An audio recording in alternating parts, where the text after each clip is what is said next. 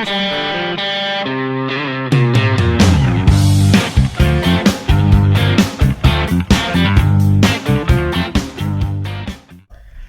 Insta, Kevin adalah anak yang berusia 6 tahun dan dia suka sekali dengan binatang, termasuk binatang-binatang yang lucu menurut dia.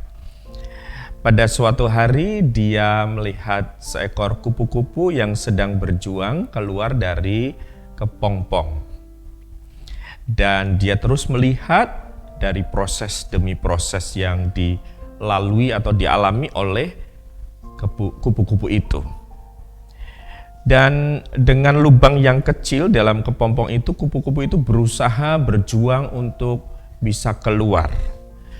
Setelah beberapa waktu, ternyata belum bisa keluar sepenuhnya. Dan dengan melihat itu, Kevin merasa iba kepada kupu-kupu itu. Dia merasa kasihan. Wah, kok lama sekali ya? Kok tidak bisa keluar dari kulit kepompong ini?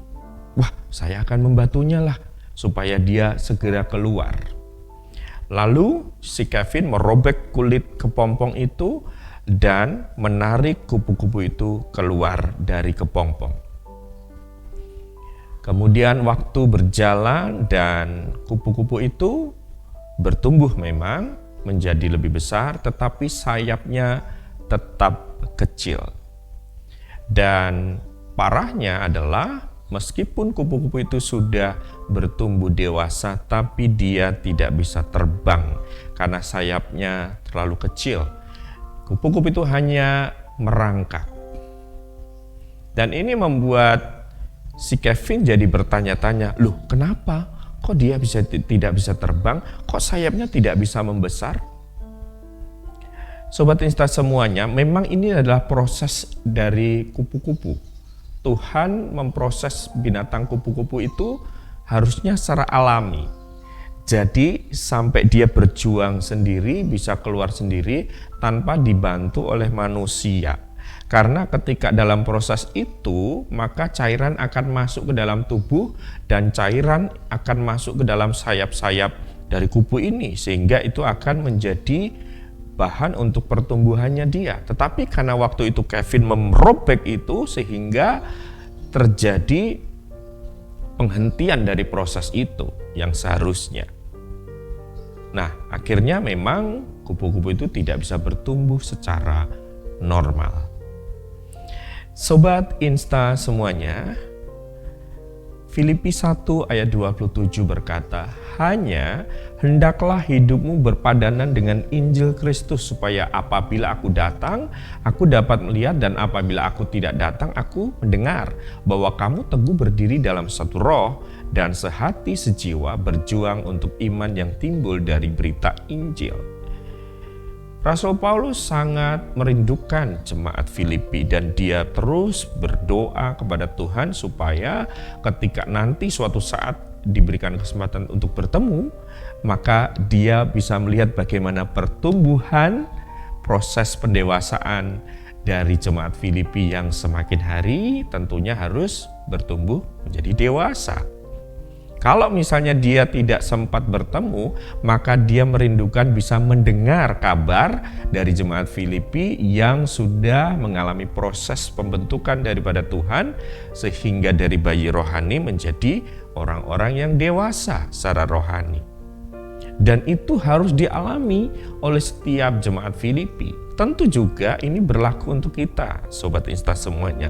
Ketika kita menjadi pengikut Tuhan, maka kita diproses Tuhan, harus menjalani pembentukan itu. Mungkin dalam pembentukan Tuhan itu dalam tanda petik menyakitkan atau cukup menguras emosi, menyerap energi yang begitu luar biasa. Seperti kupu-kupu tadi yang merasa kelelahan, kesusahan untuk keluar dari kepompong. Dalam menjalani kehidupan kita sebagai pengikut Tuhan, ya kita harus menjalani proses itu meskipun kadang berat, butuh perjuangan. Tetapi jangan lupa Tuhan tetap memegang kendali atas proses yang Dia izinkan itu. Ketika kita mengikuti prosesnya Tuhan, maka kita akan mengalami hasil yang luar biasa. Ketika kupu-kupu itu secara alami mengikuti prosesnya, bertumbuh dan keluar dari kepompong, dia akan bertumbuh secara normal juga. Tetapi begitu kita juga dalam hidup ini, jangan memiliki mental untuk shortcut, untuk mental yang instan. Aku maunya hasilnya saja, tapi tidak mau diproses Tuhan. Padahal proses yang dari Tuhan itu akan membuat kita menjadi kuat, kokoh iman kita. Kita menjadi manusia rohani yang semakin kuat di dalam Tuhan. Walaupun ya kita melihat kadang-kadang orang percaya atau pengikut Tuhan ada yang tidak mau mengikuti prosesnya Tuhan. Mereka pengennya mudah saja, instan saja. Tidak mau kuliah tapi tiba-tiba dapat ijazah. Tidak mau mengikuti pelatihan dalam pekerjaan, maunya dapat gaji yang besar, tapi tidak mau mengikuti prosesnya.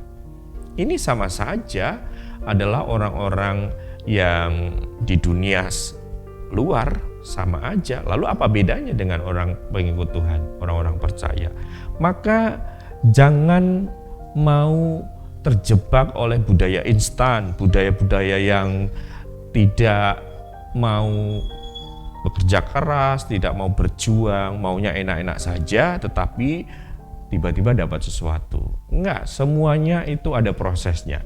Dan hasil itu merupakan proses yang sudah dijalaninya. Ketika kita bersedia tunduk di dalam proses Tuhan, ingat hasil itu tidak akan membohongi proses.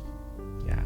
Ketika Anda diproses Tuhan, terkadang memang menyakitkan, menguras energi, dan melelahkan hati. Tapi ingat, selalu berakhir dengan hasil yang tiada terperi dan melampaui ekspektasi.